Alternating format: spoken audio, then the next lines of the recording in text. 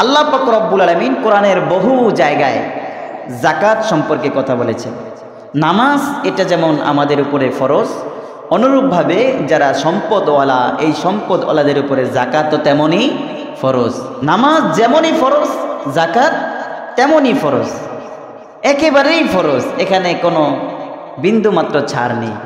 আল্লাহ তাআলা কোরআনে কারিমের প্রায় 30 জায়গারও অধিক জায়গায় নামাজের সাথেই বলেছেন আকিমুস সালাহ ওয়া আতুজ যাকাহ, আকিমুস সালাহ ওয়া আতুজ যাকাহ, এ তোমরা নামাজ কায়েম করো, যাকাত প্রদান করো। এই যাকাতের কথা বলেছেন, নামাজের কথা বলেছেন, একই সাথে 30 জায়গার আল্লাহ তাআলা এই কথা বলেছেন আকিমুস সালাহ ওয়া আতুজ যাকাহ, নামাজ কায়েম করো, যাকাত প্রদান করো। আর এই নামাজের সাথে ছাড়াও বহু জায়গায় যাকাতের কথা বলেছেন। তাহলে নামাজ যেমন ফরজ, সম্পদওয়ালাদের জন্য যাকাতও তেমন ফরজ। যাকাত কি জিনিস? যাকাত দিলে কি হবে, না দিলে কি হবে? যাকাত দিতে হবে, এটা আল্লাহ তাআলার ফরজ হুকুম, যাকাত দিতে হবে। এই যাকাত দেওয়ার মধ্যে কয়েকটা ফায়দা আছে। আমাদের সমাজের মধ্যে অনেকে যাকাত দিয়ে থাকে, তবে তারা যেই পদ্ধতিতে যাকাত দেয় এটা যাকাতের সহি পদ্ধতি না। তারা প্রতি বছর একটি করে কম দামি যাকাতের লুঙ্গি, এটি আপনি বড় বড় মার্কেটে গিয়ে বললেই হবে যাকাতের লুঙ্গি দেন, যাকাতের কাপড় দেন। যাকাতের লুঙ্গি আলাদাভাবে তৈরি হয়, যাকাতের কাপড়ই আলাদাভাবে তৈরি হয়। মানে সাধারণ লুঙ্গি আমরা যেগুলো কিনি এটা জাকাতের লুঙ্গি না। জাকাতের লুঙ্গি হলে আরও নর্মাল থাকে। অর্থাৎ আপনি যদি 1200 টাকা দিয়ে একটা লুঙ্গি কেনেন, তাহলে 1200 টাকা দিয়ে কমপক্ষে 5টা জাকাতের লুঙ্গি কিনতে পারবেন। এই জন্য জাকাতের লুঙ্গি থাকে আলাদা, জাকাতের কাপড় থাকে আলাদা। এইগুলো জাকাত দেওয়া না, এটা হচ্ছে ধোঁকা দেওয়া। এইগুলো জাকাত দেওয়া না, এগুলো হচ্ছে নিজেকে দানশীল, নিজেকে অহংকারী মনোভাব প্রকাশ করা। এটাকে জাকাত দেওয়া বলে না। সে নিজেকে বড় মনে করে, ধনী মনে করে, দানশীল মনে করে। যারা নিজেদেরকে দানশীল মনে করার জন্য, লোক দেখানোর জন্য জাকাত দেয়, তাদের জাকাতও আদায় হবে না। অনুরূপভাবেই যারা জাকাত দেয় না তাদেরও যেমন জাকাত আদায় হয় না, যারা লোক দেখানোর জন্য জাকাত দেয় তাদেরও তেমন জাকাত আদায় হয় না। তাহলে তার শুধুমাত্র সম্পদেই খরচ হবে, কিন্তু জাকাত আদায় হবে না। এজন্য জাকাত আদায় করতে হলে ইসলাম যে পদ্ধতি আমাদেরকে দিয়েছেন সেই পদ্ধতিতেই জাকাত দিতে হবে। জাকাত দেওয়ার অর্থ কি? এই জাকাতের খাত ইসলাম কেন রাখলো? জাকাতের খাত এই জন্যই রাখা হয়েছে যাতে করে সমাজের মধ্যে ধনী আর গরিব এদের মধ্যে বৈষম্য তৈরি না হয়। আল্লাহ তাআলা এই বৈষম্য তৈরি না করার জন্য জাকাতের হুকুম দিয়েছেন যে যারা ধনী আছে ধনীদেরকে আল্লাহ তাআলা জাকাত দিতে বলেছেন, যারা গরিব আছে তাদেরকে। তাহলে আপনি জাকাত দিবেন কিভাবে? আপনার সমাজের মধ্যে যদি 12 জন লোক যদি গরিব থাকে, 12 জন লোক যদি সহায় সম্বলহীন থাকে, আপনার উপরে 1 লাখ টাকা জাকাত আসছে। কথার কথা 1 লাখ টাকা জাকাত আসলে আপনি যদি 3টা বাছুর কেনেন, 3টা বাছুর কিনলে 3 জন লোকের দিলেন। আচ্ছা, এই 3টা বাছুর কিনা যদি 3 জন লোকের দেন 1 লাখ টাকা দিয়ে, বলেন তো আল্লাহ যদি তাদেরকে এইটার মধ্যে বরকত দান করে, আগামী বছর এই 3 জন লোকের কি জাকাত দিতে হবে? কারো পালে যদি একটা করে বাছুর থাকে, আগামী বছর যখন আবার 1 বছর ঘুরবে, তখন এই যাদেরকে আপনারা গরু দিলেন এই পরবর্তী বছর তাদেরকে আর জাকাত দিতে হবে? কারণ এই গরুগুলো এত বড় হয়েছে, এখন তার গরুর দামে হয়ে গেছে 1.5 লাখ টাকা। সুতরাং এই বছর আর তার জাকাতের প্রয়োজন নেই। আগামী বছর ওই 12 জন থেকে 3 জন কমে গেল, এখন আপনি আরো 3 জনরে দিলেন। এইভাবে আপনি 4 বছর পরে দেখা গেল আপনার এলাকার মধ্যে এখন আর কোনো গরিব লোকই নেই। তাহলে যারা গরিব ছিল এখন স্বাবলম্বী হয়ে গেছে। কিন্তু আপনি কি করছেন? আপনার এই ধনাঢ্যতা, আপনার এই দানশীলতা প্রকাশ করার জন্য আপনি 10 টাকার 20 টাকার গামছা কিনা, 100 টাকা 200 টাকার লুঙ্গি কাপড় কিনা মানুষরা দেন, যাতে করে প্রতি বছর আপনার দরজায় আয় সেই লোকগুলো ভিক্ষুকের মতো দাঁড়াইয়া থাকে। এই তো আপনার নিয়ম। এরকম না করা। দ্বিতীয়ত, অনেকের জাকাত আসে যেটা সেটা দেয় না। ধরেন তার 1 কোটি টাকা আছে, 1 কোটি টাকায় তার জাকাত আসবে 2.5 লাখ টাকা, কারণ 40 ভাগের তো 1 ভাগ। তাহলে 1 কোটি টাকায় যদি 2.5 লাখ টাকা জাকাত আসে, সে কি করে? 1 লক্ষ টাকার ওই যে জাকাতের কাপড় আনে, 1 টেরাক কাপড় হয়ে গেছে। এখন তো সমাজের মানুষও দেখলো, সেও দেখলো 1 টেরাক কাপড়, এগুলো পুরো এই এলাকা সেই এলাকা, এই কান্দি দক্ষিণ কান্দি পশ্চিম কান্দি সব কান্দি সে দিছে। আরে আল্লাহ রে আল্লাহ, এবার তো মনে হয় জাকাতে যা আসছে তার চেয়ে আরো বেশি দিছে, কিন্তু তার জাকাত আছে 2.5 লাখ টাকা, সে দিছে কয় লাখ টাকা? 1 লাখ টাকা। আরো যে 1.5 লাখ টাকা বাকি আছে, এই 1.5 লাখ টাকা খাওয়া তার জন্য হালাল না হারাম? হারাম। জাকাত যেটা আসে সেই টাকা ওই সম্পদওয়ালার জন্য হারাম হয়ে যায়। এজন্য জাকাত যতটুকু আসবে ততটুকু আপনি হিসাব করে পুরোটুকুই দান করে দিতে হবে। জাকাতের টাকা রাখা যাবে না। জাকাতের টাকা যারা রাখবে তাদের সমুদয় সম্পত্তি হারাম হয়ে যাবে। নাউজুবিল্লাহ। এটা কিভাবে? যেমন দেখেন, আমরা যদি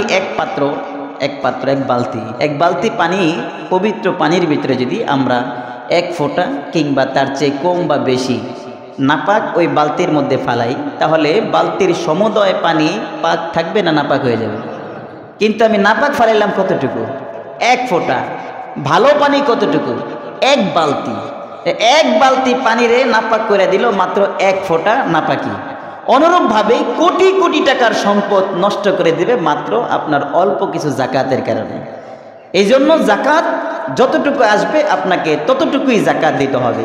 জাকাত দেওয়ার মধ্যে কয়েকটা ফায়দা আছে।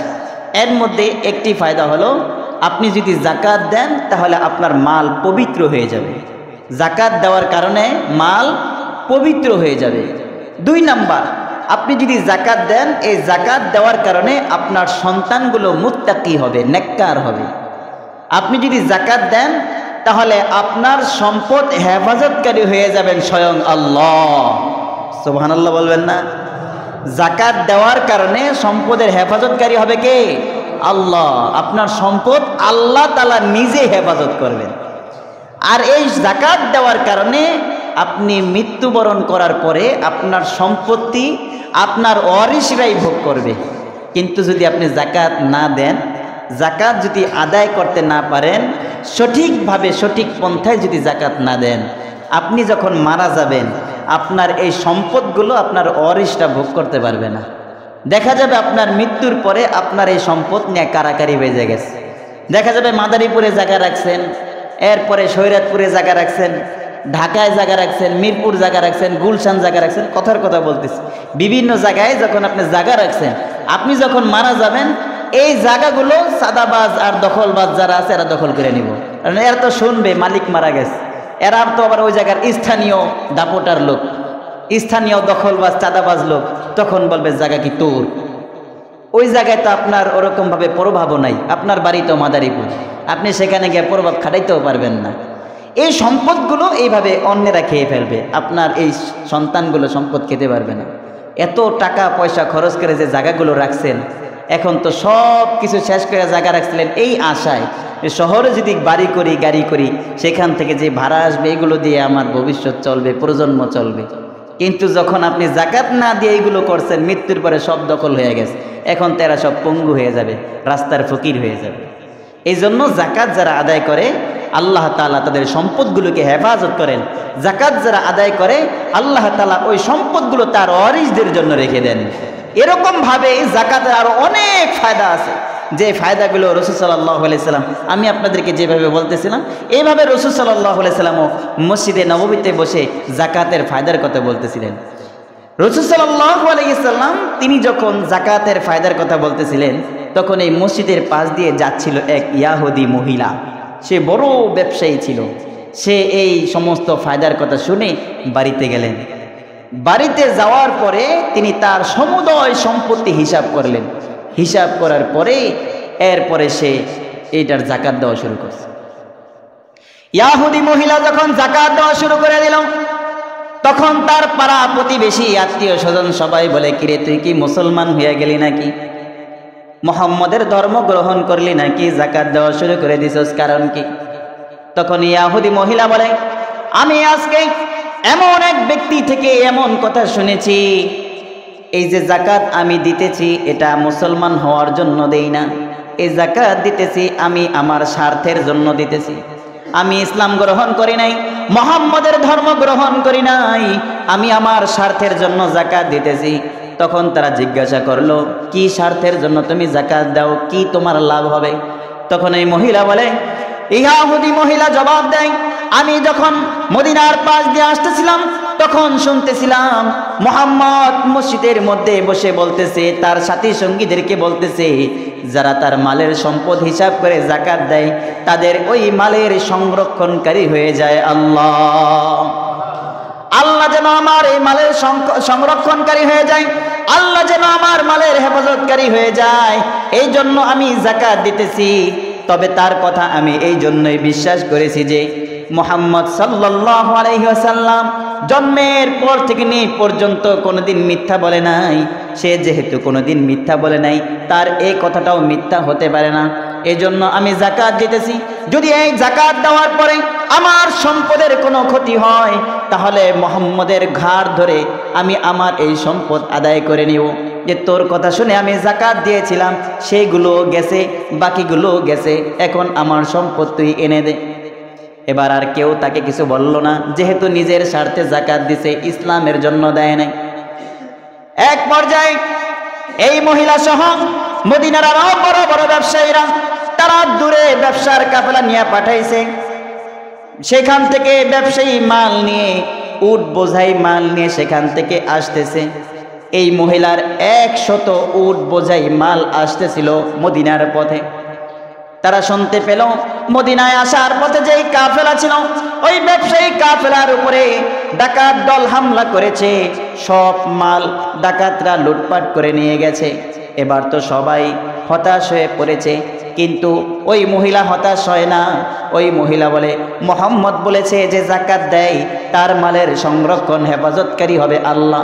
আমি যাকাত দিয়েছি, সুতরাং আমার মাল নষ্ট হবে না, আমার মাল হেফাজতে থাকবে। সব কাফেলা চলে আসছে খালি হাতে। কিছুক্ষণ পরে দেখা গেল ওই ইহুদি মহিলার 100 উট মাল বোঝাই করে মদিনায় ফিরে আসছে। এবার তো সবাই আশ্চর্য হয়ে গেছে, কি ব্যাপার, সবার মাল ডাকাতে লুট করে নিয়ে গেল, কিন্তু ওর মাল লুট করে নিল না, এর কারণ কি? এবার যে ব্যবসায়িক ম্যানেজার ছিল, এই ম্যানেজারকে এবার জিজ্ঞাসা করতেছে যে তোমার মাল হেফাজত থাকলো কারণ কি? এবার এই ম্যানেজার জবাব দিতেছে, আমরা যখন মাল নিয়ে আসতেছি, এই যে আমাদের আগে যেই মালগুলো লুট হয়েছে তারা আমাদের থেকে একটু আগে ছিল, আমি তাদের থেকে অনেকটা পিছনে ছিলাম। যে জায়গার মধ্যে ডাকাতি হয়েছে ওই জায়গায় আসার কয়েক কিলোমিটার আগে আমার উটের চাক্কা পাংচার হয়ে গেছে। বুঝানোর জন্য বললাম, উটে তো চাক্কা হয় না, উটে কি হয়, পাও হয়, মানে ওই পায়ের মধ্যে আঘাত খাইছে পাথরের সাথে। তাই উটের একটা নিয়ম আছে, উট বা পশু এইগুলোর একটা নিয়ম থাকে, সামনে একটা থাকে আর এটার পিছনে সবগুলো সিরিয়াল ধরে যায়। বিশেষ করে উটের মধ্যে এই গুণ আছে, উটের একটা থাকবে সবার সামনে, বাকি সবগুলো তার পিছনে থাকবে। তখন এই ম্যানেজার বলতেছে, আমার যেই উট সবার সামনে ছিল, এই আমির উটটা সে একটা পাথরের সাথে তার পায়ের মধ্যে ব্যথা পেয়েছে। ব্যথা পাওয়ার কারণে এই উট যখন বসে পড়েছে, তখন পিছনে বাকি 99টা উট সেগুলো বসে পড়েছে। এরপরে আমি উট থেকে নাইমা ওইটার পাটারে একটু মালিশ করে দিলাম, ঝাড়াইয়া দিলাম, মুইসা দিলাম। এরপরে যখন আবার সে সুস্থ হইল, তখন হাঁটতে শুরু করলো। আর এর মধ্যে থেকে ডাকাত দল ওই ব্যবসায়ীদের মালামাল লুট করে চলে গেছে। আমার রাস্তা ফাঁকা হয়ে গেছে, আর আমি 100 উট বোঝাইকারী মাল নিয়ে মদিনায় চলে আসছি।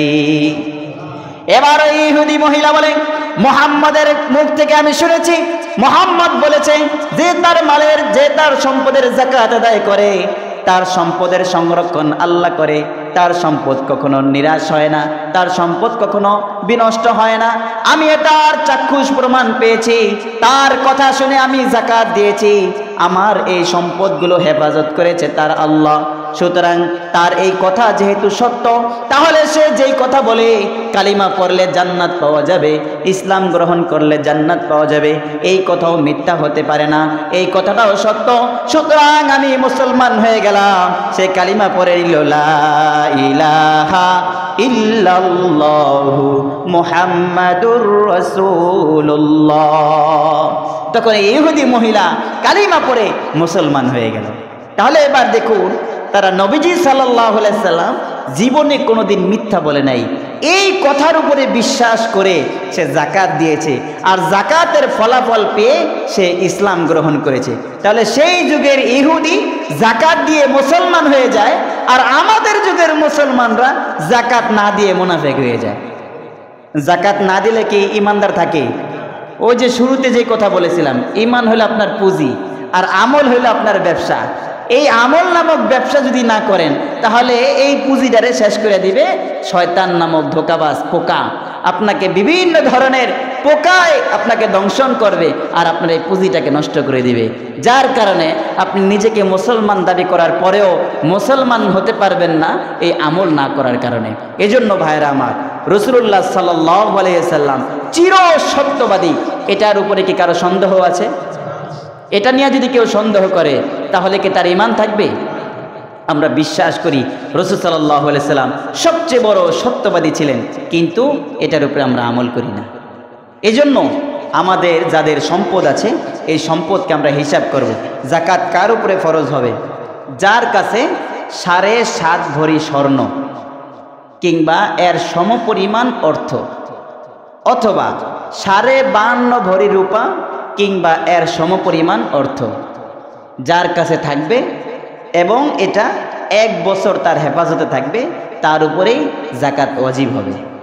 এখন আপনি দেখেন 7.5 ভরি স্বর্ণের দাম কত। 7.5 ভরি স্বর্ণের দাম যদি আমরা ধরি, তাহলে অনেক টাকা হয়ে যায়। এই টাকা অনেকের কাছে নাই। আর যদি আমরা 52.5 ভরি রূপার দাম ধরি, তাহলে 52.5 ভরি রূপার দাম এটা অনেকের কাছে আছে। 70 থেকে 75 হাজার টাকা হতে পারে, অথবা একটু কম বেশি হতে পারে। তাহলে যদি আমরা 52.5 ভরি রূপার দাম ধরি, যে এই পরিমাণ মূল্য বা এই পরিমাণ সম্পদ রূপা কার কাছে আছে, এই দেখবো আমরা সমাজের মধ্যে অনেকের কাছে এইরকম টাকা আছে। 1 লাখ 2 লাখ টাকা এখন প্রায় ঘরের মধ্যেই থাকে। এখন আর একটা বিষয় হলো, আপনি বলবেন যে আমার ঘরে তো টাকা নেই, টাকা হলো ব্যাংকে। আমার ঘরে টাকা নাই, টাকা তো আমার অ্যাকাউন্টে। আমার ঘরে টাকা নেই, টাকা তো মোবাইলের অ্যাকাউন্টে। আমার ঘরে টাকা নেই, টাকা তো আমার এটিএম কার্ডে। এটিএম কার্ডে থাকুক, আপনার ব্যাংকে থাকুক, আপনার অ্যাকাউন্টে থাকুক, আপনার মোবাইল অ্যাকাউন্টে থাকুক, যেখানেই থাকুক না কেন, এই টাকার মালিক আপনি। সুতরাং এই টাকা আপনারই, যেখানেই থাকুক। এটা আপনি আরেকজনের কাছে যদি ধারও দিয়ে রাখেন, আরেকজনের কাছে যদি রাইখাও দেন, তবু এই টাকার মালিক আপনি। সুতরাং এই পরিমাণ টাকা বা এই পরিমাণ সম্পদ যার কাছে থাকবে, এটা 1 বছর ঘূর্ণায়মান করার পরে তার উপরে জাকাত ওয়াজিব হবে। আর এই সমুদয় সম্পদের 40 ভাগের 1 ভাগ, পুরো টাকাও না। আবার এরকম না আপনার কাছে 1 লাখ টাকা আছে, তাহলে মনে হয় আপনার 50,000 টাকায় জাকাত দিয়ে দিতে হবে, 20,000 টাকা জাকাত দিতে হবে না। 1 লাখ টাকা থাকলে মাত্র 40 ভাগের 1 ভাগ যদি ধরেন, তাহলে হয় কত? 2,500 টাকা। 1 লাখ টাকায় 2,500 টাকা, 2,500 টাকা। এটা কি অনেক বেশি? সামান্য কতটুকু জাকাত আছে? 1 কোটি টাকার মালিক, 100 লাখ টাকার মালিক, তার উপরে জাকাত আসে মাত্র 2,50,000 টাকা। এখন এই টাকাটা যখন আপনি জাকাত দেবেন, আপনার ফায়দা হবে কি? আপনার ফায়দা হবে বাকি যে আপনার কোটি কোটি টাকা আছে, এই টাকাগুলো হেফাজতে থাকবে। এইগুলো নষ্ট হয়ে যাবে না, কোনো কারণে ধ্বংস হয়ে যাবে না, ডাকাতের কবলে পড়বে না। এই সম্পদগুলোকে হেফাজত করতে হলে জাকাত আদায় করতে হবে। আর যারা জাকাত আদায় করবে না, এই সম্পর্কে কোরআনের মধ্যে, হাদিসের মধ্যে ভয়াবহ শাস্তির কথা বলা হয়েছে। সময় যেহেতু শেষ, একটা হাদিস বলি আপনাদেরকে, শেষ করে দিচ্ছি। যারা জাকাত আদায় করবে না, কিয়ামতের দিন এই যে জাকাতের সম্পদগুলো, এই সম্পদগুলো এসে তার এই গলার মধ্যে পেঁচানো হবে বিশাল বড় সাপ বানাইয়া, বিশাল আকারের সাপ তৈরি করে এরপরে তার এই গলার মধ্যে ঝুলিয়ে দেওয়া হবে। আর এই সাপ তার এই চোয়ালের মধ্যে দংশন করবে, এই চোয়ালের মধ্যে দংশন করতে থাকবে আর বলতে থাকবে, আমি তোর সেই সোনা, আমি তোর সেই রূপা, আমি তোর সেই ধন সম্পদ, যেগুলো তুই সংরক্ষণ করে রেখেছিলি, জাকাত দেস নাই, সেইগুলোই আজকে আমি তোর ধ্বংসন করব। এইভাবে এই সাপ তাকে এই দংশন করতেই থাকবে। এই জন্য ভাইয়েরা আমার, আমাদের যাদের সম্পদ আছে, আমরা এই সম্পদগুলো বিজ্ঞ আলেম মুফতি সাহেবদের কাছে গিয়ে তাদের সামনে পেশ করব, এবং আমরা সমুদয় সম্পত্তির হিসাব করে যতটুকু জাকাত আসে ততটুকু পরিমাণ জাকাত আমরা সহিভাবে আদায় করে দেব। আল্লাহ তাআলা আমাদের সকলকে এই কথার উপরে আমল করার তৌফিক দান করুন।